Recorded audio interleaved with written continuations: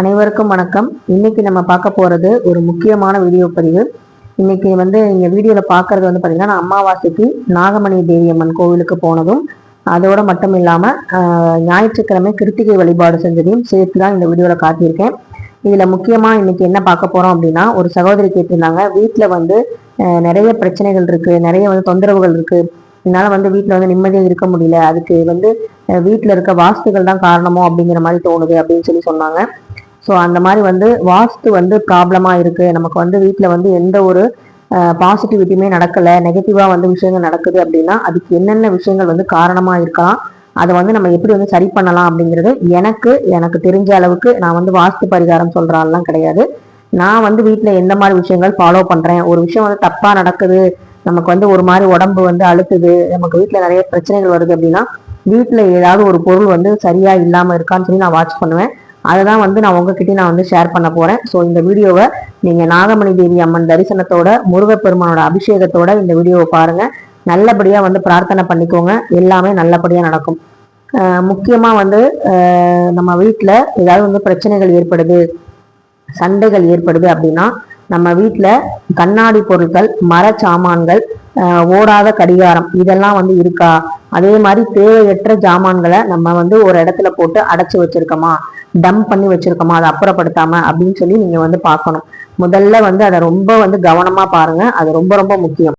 இந்த மாதிரி சண்டைகள் ஏற்படுது அப்படின்னா அதுக்கு நம்ம முதல்ல கண்ணாடி, உடைந்த கண்ணாடி பொருட்கள், கண்ணாடி வளையல்கள் இதுவாக இருந்தாலும் அதை அப்புறப்படுத்துறது ரொம்பவே நல்லது.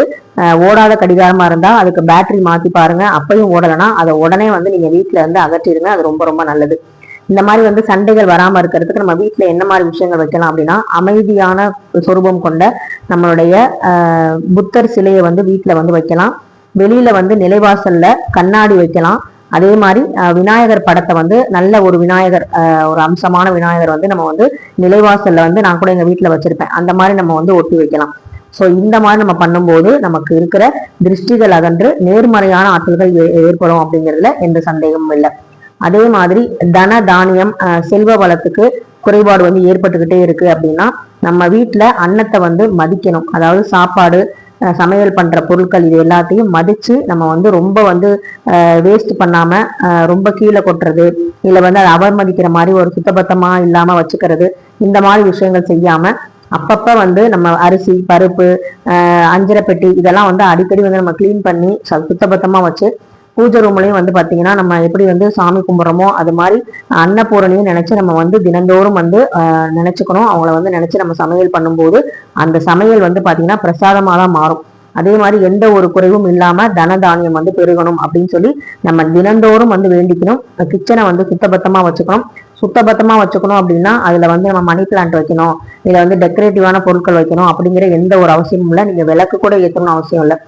நல்லா தொடச்சிருங்க. நைட் ஆனா ரொம்ப அழுக்கப்படுகிற மாதிரி கிச்சனை வச்சுக்காம நல்லா தொடச்சிட்டு ஒரு டம்ளர் தண்ணி அந்த அடுப்பு பக்கத்துல வச்சுட்டு நீங்க போய் படுத்து தூங்குங்க. அது ரொம்ப ரொம்ப நல்லது. அது செஞ்சு பாருங்க, உங்களுக்கே மாற்றங்கள் புரியும். தட்டு சாப்பாடுறது இதெல்லாம் நம்ம அப்படியே வச்சுட்டு போறதுங்கிறது நமக்கு நெகட்டிவான விஷயங்களை தான் உருவாக்கும். அதுக்கப்புறம் படுக்கை அறையில ரொம்ப பிரைட்டான கலர்ஸ் இருக்கிற மாதிரி பார்த்துக்கோங்க. ரொம்ப டிம்மான பெயிண்ட் இல்லாத மாதிரி பார்த்துக்கோங்க. அதே மாதிரி கட்டிலுக்கு அடியில நிறைய வேஸ்டான பொருட்களை நம்ம கட்டிலுக்கு அடியில தான் போட்டு வைப்போம். கட்டிலுக்கு அடியில எப்பவுமே எம்டியா தான் இருக்கணும். அதுல எந்த ஒரு பொருளையும் டம்ப் பண்ணி வைக்கக்கூடாது.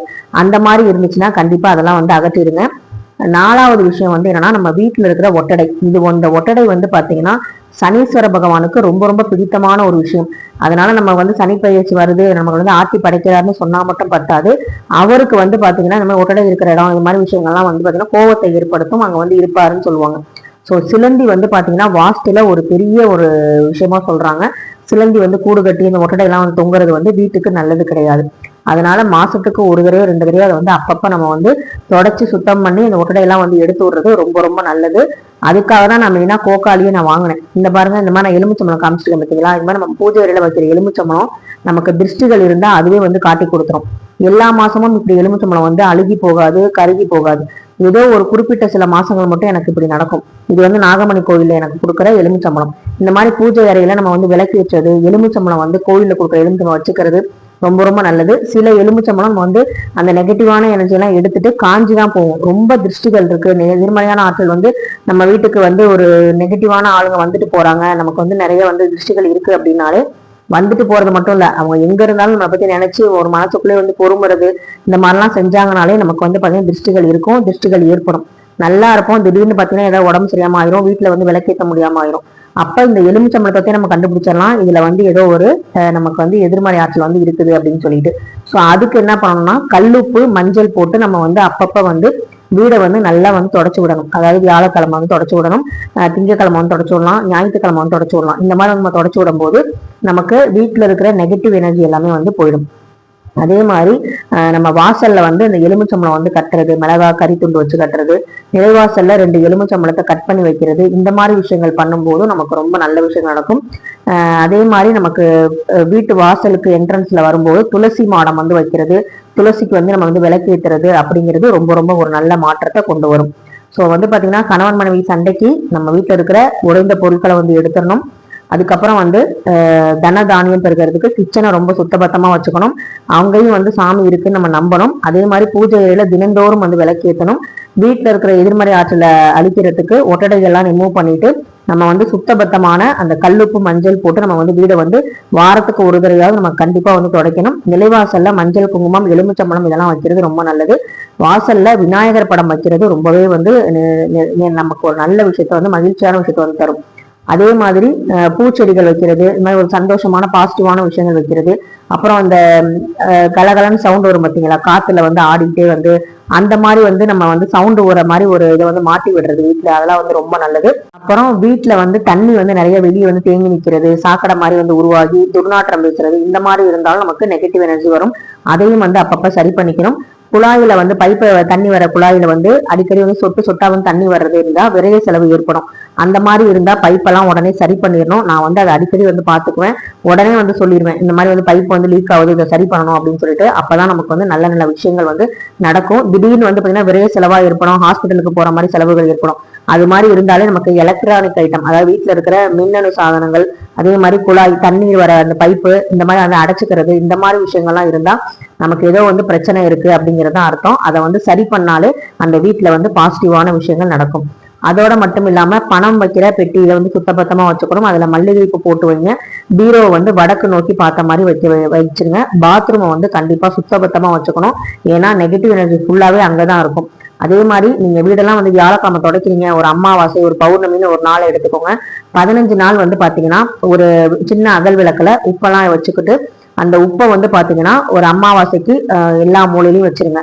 வீட்டிலோட 4 மூலைகள்ல, அப்புறம் வந்து உங்களோட பீரோ பின்னாடி, அதுக்கப்புறம் வந்து உங்களுடைய பெட்ரூமுக்கு வந்து வச்சுட்டு உங்க பாத்ரூம்ல கூட நீங்க ஒரு ஓரத்துல வச்சுக்கலாம்.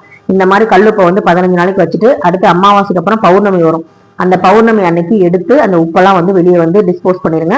இது மாதிரி வந்து ஒவ்வொரு 15 நாளைக்கு ஒரு தடவை அந்த உப்பை வந்து சின்ன சின்ன அகல்ல வச்சு ஒவ்வொரு 4 மூலைகள், பெட்ரூமு, அப்புறம் வந்து நம்ம பணம் வைக்கிறது, அப்புறம் வந்து நம்ம பாத்ரூம், இதெல்லாம் வச்சுட்டு நம்ம வந்து அப்பப்போ வந்து 15 நாளைக்கு ஒரு தடவை எடுத்தோம் அப்படின்னா அந்த வீட்டுல இருக்கிற நெகட்டிவ் எனர்ஜி எல்லாமே அந்த உப்பு வந்து எடுத்துரும். அதை வந்து நம்ம வந்து ஓடுற தண்ணியிலேயோ இல்ல சிங்க்லயோ வந்து நம்ம கூட கழுவி ஊத்திக்கலாம். இந்த மாதிரி நீங்க பண்ணிட்டு வரும்போது வீட்டுல நிறைய வந்து நல்ல நல்ல மாற்றங்கள் நடக்க ஆரம்பிக்கும். அது மட்டும் இல்லாம வெள்ளி செவ்வாயில வேப்பிலை வந்து வாசல்ல வந்து வைங்க, நிலைவாசல்ல வைங்க. இது எல்லாமே ரொம்ப வந்து ஒரு பாசிட்டிவான எனர்ஜி நமக்கு வந்து கொடுக்கும். விளக்கு ஏற்றுறதை மட்டும் எப்பவும் நிப்பாட்டாதீங்க. அதே மாதிரி குலதெய்வம் கோயிலுக்கு 2 மாசத்துக்கு ஒரு தடவையாவது நீங்க போய் விளக்கு போட்டுட்டு நல்லபடியா வச்சிருப்பான்னு சொல்லி வேண்டுங்க. ரொம்ப திருஷ்டியா இருக்கு அப்படின்னா பைரவருக்கு வந்து விளக்கு போடுங்க. அதே மாதிரி கருப்பு, உங்க கோயில்ல உங்க வீட்டு பக்கத்துல கருப்பு கோயில் இருக்கு அப்படின்னா அங்க போய் கருப்பு வந்து சாமிக்கு சுருட்டு வந்து போட்டுட்டு உங்க உடம்புல இருக்க நோயெல்லாம் தீரணும்னு சொல்லி அந்த சூளத்துல எலுமிச்சம்பழம் வந்து சொருவி வச்சுட்டு வாங்க. இந்த மாதிரி விஷயங்கள்லாம் நம்ம செய்யறதுங்கிறது நமக்கும் நல்லது, நம்ம குடும்பத்துக்கும் நல்லது. எப்படி வந்து மனசுல தேவையில்லாத குப்பைகளை சுமந்தா உடம்புல வந்து நோய் வருதோ, அதே மாதிரி வீட்டுல தேவையே இல்லாத பொருட்களை, நெகட்டிவா இருக்கிற பொருட்கள் நம்ம வச்சிருந்தோம் அப்படின்னா கண்டிப்பா வீடும் வந்து பாத்தீங்கன்னா ரொம்ப குறைபாடா ஏற்படும், வாஸ்து தோஷங்கள் ஏற்படதான் செய்யும். ஸோ நவகிரகங்களுக்கு சனிக்கிழமையில சனி பகவானுக்கு விளக்கு போடுங்க. குரு பயிற்சி வரப்போகுது, வியாழக்கிழமை தட்சிணாமூர்த்திக்கு விளக்கு போட்டு நல்லபடியா வேண்டிக்கோங்க. எல்லாமே நல்லபடியா நடக்கும்.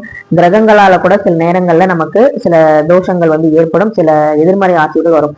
அதை சரி பண்றதுக்கு கோவிலுக்கு தான் நம்ம போகணும். மற்றபடி வந்து யாருக்கிட்டையும் காசு கொடுத்து ஏதாவது ஒரு பரிகாரம் சொல்றாங்க, இதை பண்ணுங்கன்னு சொல்றாங்கன்னு சொல்லி ஏமாந்து மட்டும் போயிடாதீங்க.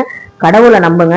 கடவுள் வந்து நம்மளை கண்டிப்பா வந்து கைவிட மாட்டார் அப்படிங்கறதுதான் இது மூலமா நான் சொல்லிக்கிறேன். இது எல்லாமே நீங்க செஞ்சுட்டு ஒரு நல்ல வந்து பாத்தீங்கன்னா வீட்டுக்கு ஒயிட் வாஷ் பண்ணிட்டு ஒரு கணபதி ஹோமம் வந்து பண்ணிருங்க. வீட்டுல இருக்கிற நெகட்டிவ் எனர்ஜி எல்லாமே வந்து போயிடும். கணபதி ஹோமம் பண்றது ரொம்ப ரொம்ப நல்லது. இந்த மாதிரிலாம் நீங்க செஞ்சுட்டு வரும்போது நமக்கு எதிர்மறையான ஆற்றல்லாம் விலகி நேர்மறையான ஆற்றல் வரும். ஸோ வாஸ்து குறைபாடு அப்படிங்கிற நம்ம வீட்டையே இடிச்சுட்டு எல்லாத்தையும் மாத்திக்கிட்டு செலவை வந்து இழுக்க முடியாது. இருக்கிற சின்ன சின்ன குறைபாடுகளை நம்ம நிவர்த்தி செஞ்சு நம்ம நல்லபடியா வந்து இருக்கிற வீட்லயே சந்தோஷமா வாழ்றதுக்கு என்ன வழின்னு பார்க்கணும். ஸோ இந்த வீடியோ பிடிச்சிருந்தா லைக் பண்ணுங்க, ஷேர் பண்ணுங்க, மறக்காம சப்ஸ்கிரைப் பண்ணுங்க. நன்றி.